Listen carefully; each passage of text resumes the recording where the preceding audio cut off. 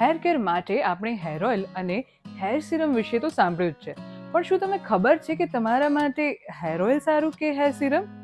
ચાલો જાણીએ આજના વિડીયોમાં. સૌથી પહેલા આપણે સમજીશું કે હેર ઓઇલ અને હેર સિરમ વચ્ચે તફાવત શું છે.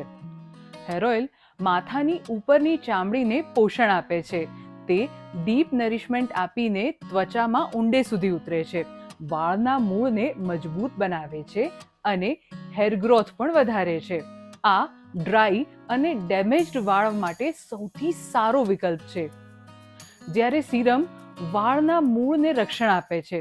આ સાથે જ તે વાળને તાત્કાલિક ચમક આપે છે અને વાળના શાફ્ટને કોટ કરે છે. ફ્રીઝીનેસ ઘટાડે છે અને ગરમીમાં થતા નુકસાન સામે પણ વાળને રક્ષણ આપે છે. તે હેરસ્ટાઇલ કરતી વખતે અને વાળને મુલાયમ બનાવવા માટે એક સારો વિકલ્પ છે. તો હવે સવાલ એ છે કે હેર ઓઇલ ક્યારે લગાવવું અને સિરમ ક્યારે વાપરવી.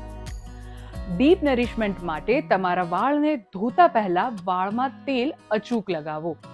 સારા હાઇડ્રેશન માટે તેને રાત્રે જ લગાવીને આખી રાત છોડી દો અને બીજે દિવસે સવારે તમારા વાળ ધોઈ લો. જો તમારા વાળ ડ્રાય એટલે કે વધારે બરડ હોય તો તેનો નિયમિતપણે ઉપયોગ કરો.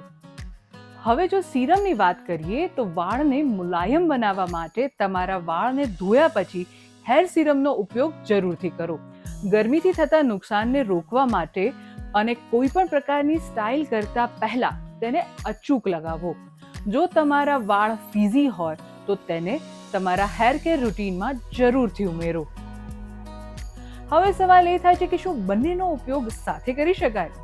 તો જવાબ છે હા. માથાની ઉપરની ચામડીની હેલ્ધી સ્કિન કેર રૂટીન માટે તેલ અને સુરક્ષા માટે સિરમનો ઉપયોગ જરૂરી છે, પણ જો કે આ બંનેનું સંતુલન જાળવવું ખૂબ જ જરૂરી છે. જો તમને આ વિડીયો ઇન્ટરેસ્ટિંગ લાગ્યો હોય તો અમને કમેન્ટ કરીને જરૂરથી જણાવજો અને આવા જ ઇન્ટરેસ્ટિંગ વિડીયો જોવા માટે હેપી હેરસ્ટાઇલ્સ ગુજરાતી સાથે જોડાયેલા રહો.